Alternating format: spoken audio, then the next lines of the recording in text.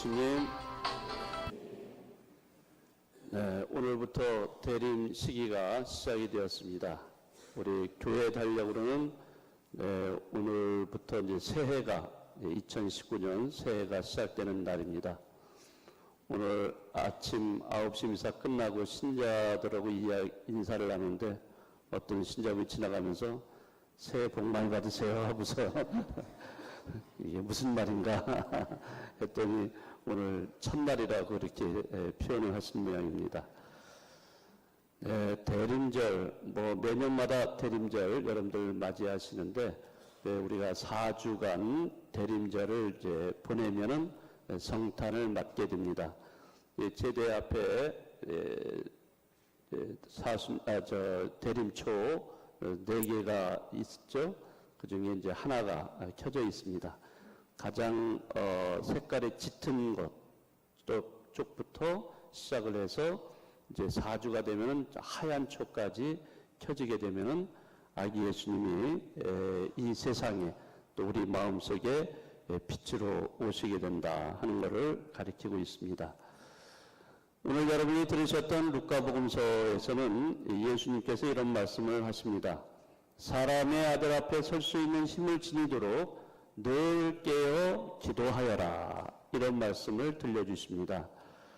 바로 우리가 이 대림시기 아기 예수님을 맞이하기 위해서 이 대림시기에 우리가 해야 될 그 일은 다름이 아니라 깨어 기도하는 겁니다.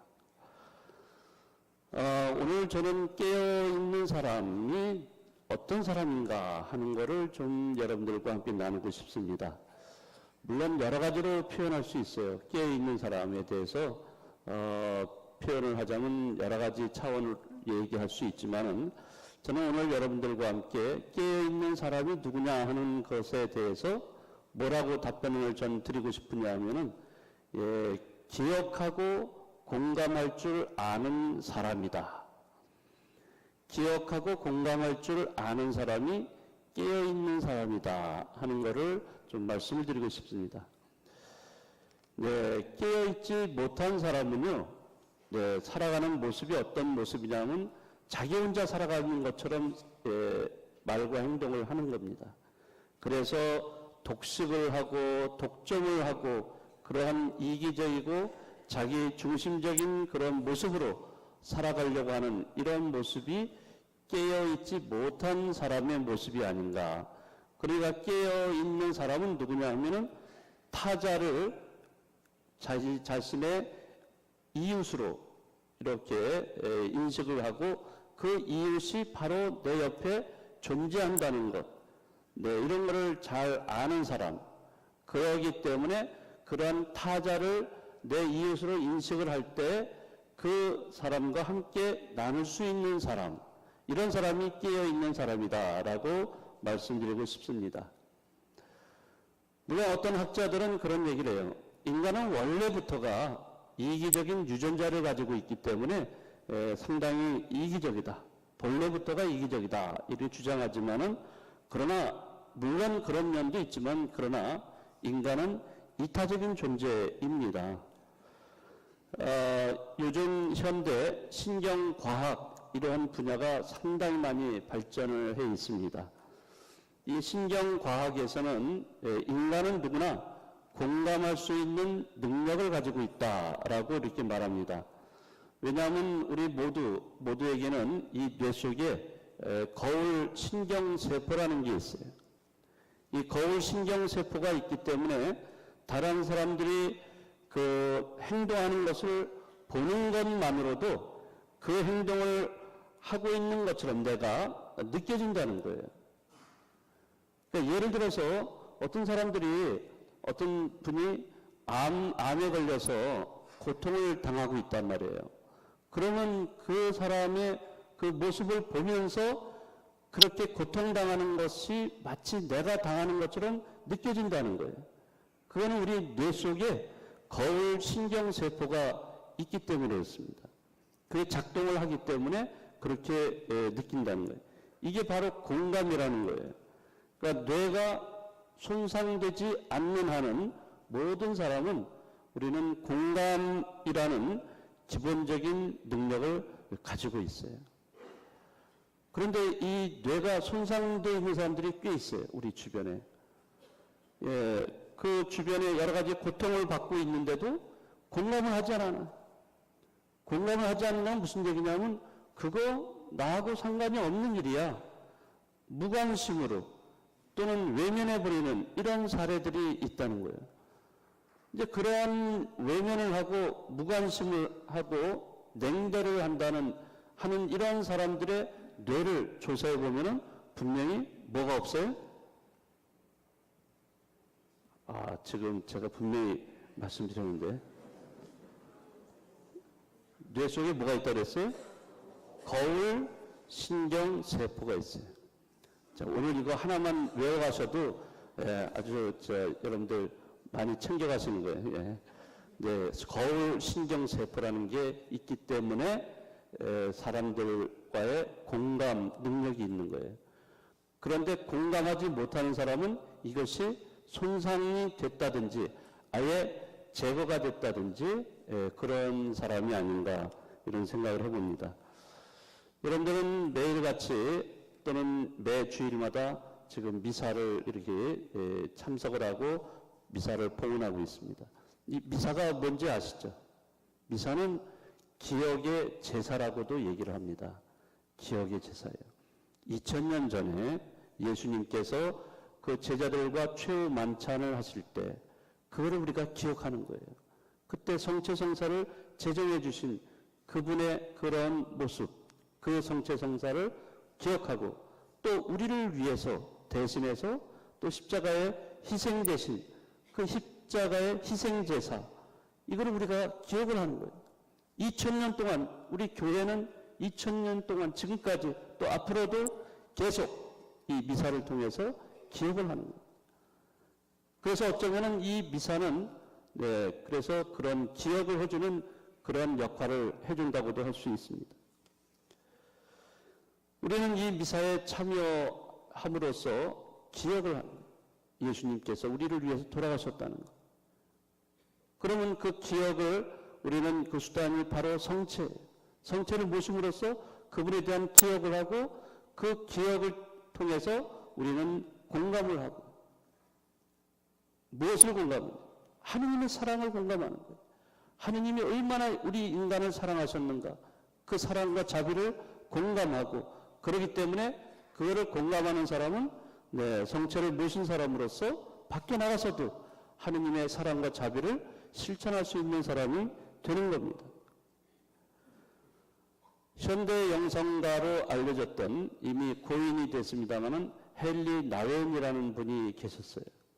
그분은 영성에 관한 책을 상당히 많이 써서 전 세계에 알려져 있는 영성가인데요. 그분의 책 중에 이런 책이 있습니다. 살아있는 기억 매체라는 이런 책이 있어요. 이 책의 내용은 다름이 아니라 사제는 그리스도를 기억하게 하는 살아있는 기억 매체다. 이렇게 이야기하고 있습니다. 우리 사제들이 기억 매체라는 거죠. 살아있는 기억 매체. 그럼 뭘 기억하게 만들어주냐? 바로 그리스도, 그분을 기억하도록 우리 사제들이 그런 역할을 한다는 거예요. 우리 사제가 사목을 하는 것은 바로 신자 여러분들이 그리스도를 기억할 수 있도록 해주는 그런 면에서 사제들은 누구나 다 기억 매체가 된다고 얘기하고 있습니다. 바로 사제의 역할은 그렇게 기억을 하게 만들므로써 우리 신자 여러분들도 그러한 그 하느님의 사랑과 자비를 실천할 수 있도록 하는 역할을 한다는 거죠. 저는 여기서 조금 더 넓혀가지고 사제만이 살아있는 매체가 아니라 기억 매체가 아니라 우리 신자 여러분들도 누구나 다 살아있는 기억 매체가 되셔야 돼요. 왜냐하면 여러분들이 그런 매체 역할을 해서 다른 사람들에게 하느님의 사랑과 자비를 전해 주어야 되기 때문입니다. 어제 저희 본당에서 그 1년에 매점마다 하고 있는 그 연탄 나눔을 했어요. 작년엔 제가 못 갔지만은 올해 참여를 했습니다. 한 60명 정도 저희가 도봉산 성당으로 갔어요. 어제 아침에 60명 정도가 이제 지하철 타고서 도봉산역에서 내려서 바로 근처에 그 도봉산 성당이 있습니다. 그 성당에 모였더니 그 성당 본당 신자들도 꽤 많이 모였어요. 한 100여 명 모였던 것 같아요. 그래서 저희가 한 160명 정도가 그 일대에 정말 어려운 집들에 연탄을 배달을 했습니다. 연탄 나눔을 했는데 한 3,000장을 나눔을 했어요. 사실 저도 뭐 그런 거는 처음 해봤어요. 어제 처음 해봤는데 연탄 릴레이식으로 쭉 같이 서가지고 한 집을 향해서 계속 그 연탄을 나누는 거예요. 처음에는 나누는데 아유 요런도 가볍네 하면서 이렇게 살짝살짝 이렇게 했는데 계속 시간이 가니까 점점 손이 처지면서 팔이 처지면서 왜 이렇게 점점 무거워지죠? 이렇게 이상하게 연탄이 그러면서 나눔을 이렇게 했어요. 나눔을 하고 다 같이 그 동네 주민들하고도 식사를 이렇게 했는데요. 그걸 하고 나니까 얼마나 뿌듯한지 모르겠어요. 저도 여기에 참여했다 하는 면에서 우리나라에서 아직도 연탄을 떼고 있는 가정들이 있다는 거 우리가 좀 생각을 해봐야 됩니다. 물론 뭐 연탄 떼는 게 뭐 잘못된 건 아니에요. 왜냐하면은 어려운 이웃들이기 때문에 그렇습니다. 어렵게 살기 때문에 기름 보일러 이런 것이 아니라 연탄을 떼고 있어요. 연탄도 어떤 집은 일주일에 3개만 떼운다고 그러더라고요. 그래서 그렇게 절약을 해서 돈을 쓰지 않으려고 힘드니까. 자, 이렇게 우리가 연탄 나눔을 이렇게 하는 것은 바로 기억을 하기 때문에 이게 가능한 거예요. 뭘 기억하느냐 하면 어려운 이웃이 주변에 있다는 것을 우리가 기억하기 때문에. 그리고 기억을 한다는 것은 곧 그들과 공감을 한다는 거예요. 그 어려움, 힘든 점, 고통스러운 점을 공감한다는 거죠. 네, 그렇게 해서 우리는 그들과 함께 나눔이 가능하다는 거예요. 하느님의 사랑과 자비를 나눈다는 거예요. 그래서 우리는 살아있는 기억 매체가 되어야 된다는 겁니다. 그런데 그럼에도 불구하고 우리 신자분들 중에 보면은 어떤 신자들이 많냐면요. 요즘 보면은 치매 신자들이 많습니다. 치매. 여러분들 치매라는 거 굉장히 무섭죠? 치매에 걸렸다면 왜 이게 무서운 불행한 병이냐면은 과거를 다 잊어버려요. 다 과거를 상실해버립니다.